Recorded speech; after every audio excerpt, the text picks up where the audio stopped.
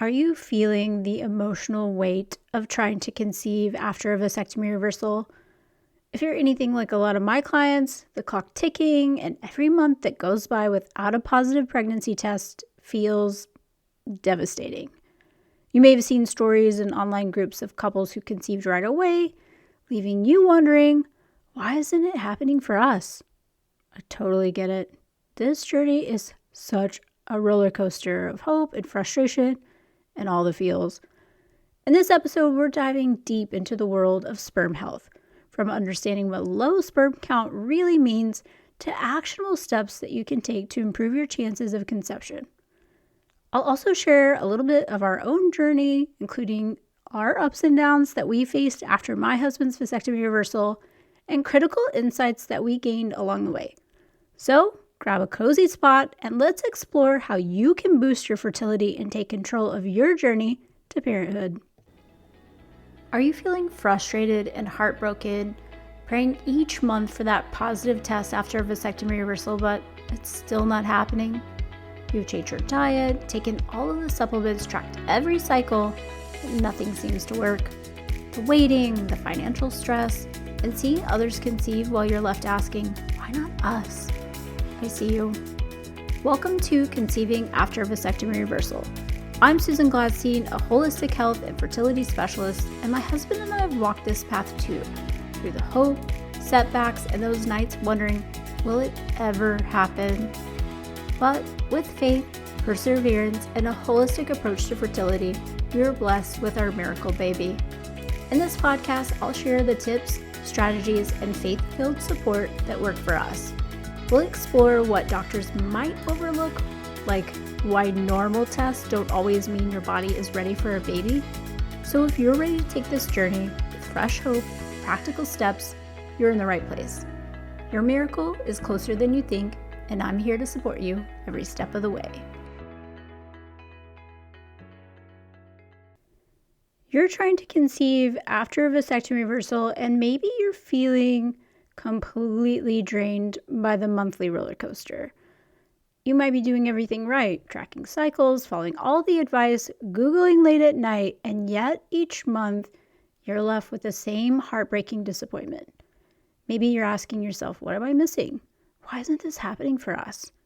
I've been there, and I know how isolating and overwhelming this journey can feel. But you don't have to go through it alone.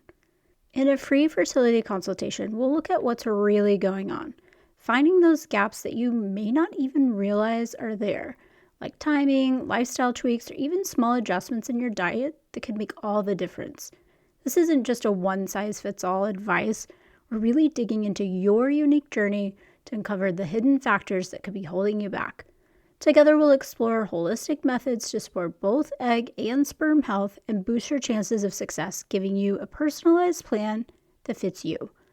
Imagine feeling like you have a clear path forward, knowing that you're doing the right things at the right time and seeing real progress. If you're ready to move from frustration to confidence, go to susangladstein.com/fertility to book your free call. If you're on this journey trying to conceive after a vasectomy reversal, it's easy to feel like the clock is ticking down, and each month without a positive test feels like an eternity. You might find yourself scrolling through online groups and seeing those posts from couples who conceive right away. While those stories can spark hope, they often bring up feelings of discouragement and frustration when your own path feels so much longer. Let me take you back a few years when my husband and I were first navigating the aftermath of his reversal. For reference, it was a 9-year-old vasectomy. He was 42 at the time, and at our 2-week post-surgery appointment, we're given this list of instructions to ensure success, including taking NSAIDs, morning and night, icing regularly, avoiding strenuous activity. The doc also said to have him ejaculate every 24 to 48 hours for the next 42 years. I mean, you gotta love it if you're a guy just trying to follow doctor's orders, am I right? But seriously, it really, emphasized just how crucial the early weeks would be for healing. And my husband, who is a very disciplined person in general, followed every bit of those instructions to a T. And at our first analysis, the doctor noted that his numbers were off to a great start, with a trickle of motile sperm actually getting through. He even said that for guys with the VEVE connections, that they don't usually expect to see any sperm, let alone swimmers, on that first test.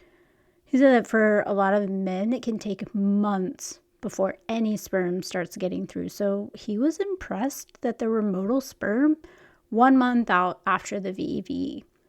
It was a good sign that inflammation was fading rapidly and that sperm was allowed to flow through the connections. The numbers on the test were low, but it was expected. The doctor anticipated that the numbers would continue improving over time, noting that it usually takes a few months to get back to normal, to pre-vasectomy levels. Inflammation associated with healing essentially pinches the tubes and restricts sperm flow, holding back some of the sperm and then damaging some of it as they pass through those constricted connections. And there's also still some flushing of backed up dead sperm that accumulates before the reversal. So that's why he says regular ejaculation can help turn over the old sperm and increase new production and improved quality. So of course, we got these great numbers. I thought, well, I'm going to get pregnant right away. No. Then came gut-wrenching news at the next analysis. There was 0 sperm. I mean, it was a crushing blow. And all of this doubt just flooded in. Was it the end of our dream to conceive? Like, everything else had happened so miraculously that I didn't even know what to do with this. But our doctor encouraged us not to lose hope. He reminded us that setbacks like these are actually really common, and there were some proactive steps that we could take to help the healing process and improve numbers. And again, my husband diligently followed every instruction, taking the anti-inflammatories, avoiding heat, staying well hydrated, icing regularly, and as recommended, we did another analysis a month later. This time, to our relief, it showed significant improvement. And by the 4-month mark, we were back to our pre-vasectomy numbers. It was, I guess, just a powerful reminder of how crucial it is to follow post-surgery recommendations and really stay disciplined, even through the ups and downs.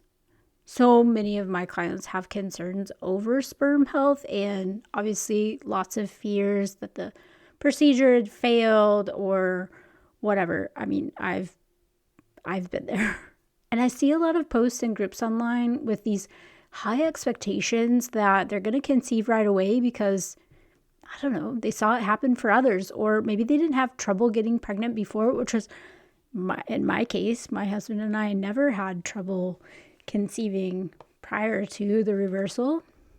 But after vasectomy reversal, it's completely normal for sperm quality to take a few months to stabilize. Sperm parameters like count, motility, and morphology may continue to improve over time. I mean, sperm has a 90-day maturation cycle, so it's really important to remember that any changes that you make now is going to make a difference a few months from now. And I can't stress enough how important regular analysis is post-reversal. Scarring or inflammation can occur and probably will occur after the procedure, and it may interfere with sperm health. Getting those periodic analysis really helps catch any issues early on and address them. It's also important that even if pregnancy is achieved early on, to continue following the treatment plan so full healing can occur. And I'll be honest, it was definitely a crushing discovery when our second analysis showed 0 sperm.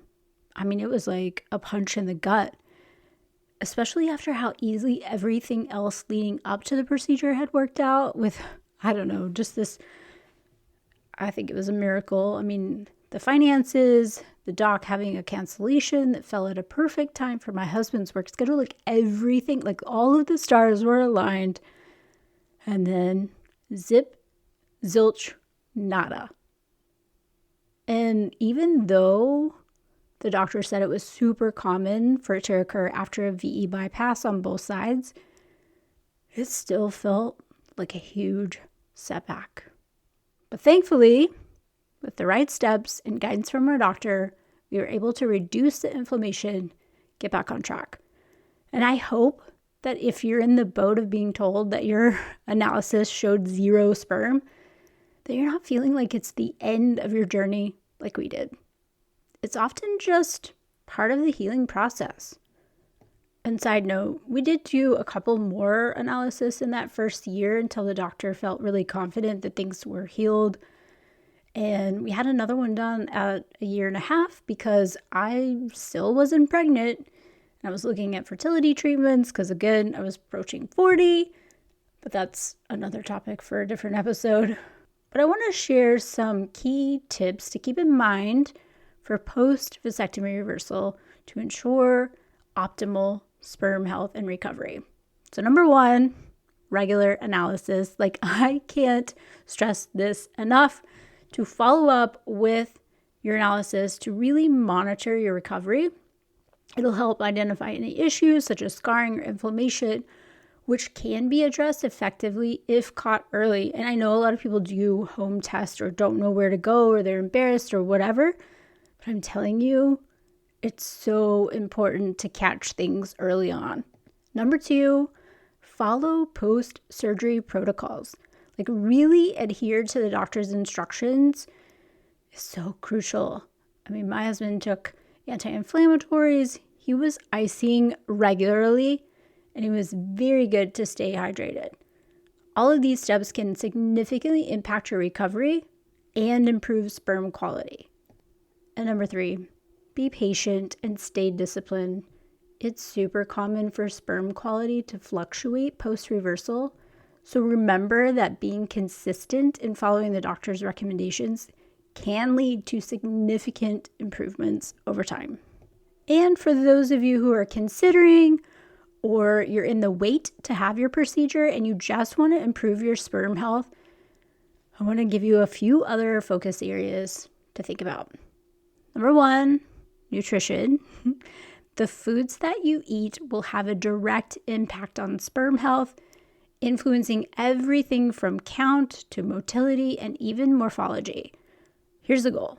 While doctors might be looking for you to get to normal sperm levels, I always aim for optimal levels with my client, and there's a ton of things that you can do with nutrition as well as lifestyle adjustments. So maintaining a healthy weight, exercising regularly, limiting heat exposure can all help contribute to improving sperm health. And finally, avoiding harmful habits like smoking or excessive alcohol consumption, which can negatively impact your sperm quality. Being mindful of all of these habits, whether it's your nutrition, making tweaks to your lifestyle, avoiding smoking, alcohol, can not only improve your sperm health, but also your recovery after your reversal. And a little side note while we're talking about this, because it came up recently, and honestly, I hadn't really thought too much about it, but if you drive an electric vehicle, I think it's worth mentioning that the electromagnetic fields from the cars can potentially impact your sperm health. Just something to consider and keep in mind as you navigate this journey. All right, as we wrap up today, I hope that you're feeling empowered with some actionable steps that will optimize your fertility after a vasectomy reversal. Remember, this journey requires patience and preparation, but I believe with the right changes, you can give yourselves the best chance for success. If you're looking for a little bit more personalized guidance, I'd love to walk with you one-on-one with coaching. Together, we can create a targeted plan that addresses your unique challenges and lifestyle. You can book your free consultation at susangladstein.com/fertility. And make sure that you've joined our Facebook community, Conceiving After Vasectomy Reversal. Also have it linked in the show notes. But there I share a ton of content, some key nutrients, obviously a lot of support along the way. And remember, every small step that you take is going to bring you closer to the family you've been dreaming of. Thank you so much for joining me on Conceiving After Vasectomy Reversal. I hope you're feeling encouraged and more hopeful on your journey to growing your family. If you enjoyed today's episode, please take a moment to subscribe, leave a review, and share it with someone who could use a little extra support. I absolutely love reading your reviews. They mean the world to me. Like, seriously, words of affirmation are my love language. So let's stay connected. Find me on Instagram at conceivingaftervr and join our Conceiving After Vasectomy Reversal Facebook community for even more support and encouragement. I believe that God placed the desire for a child on your heart for a reason, and I'm grateful to walk alongside you in this season, to encourage you, and to help you find joy in the journey, trusting that His plan is greater than we could ever imagine. Thanks for listening.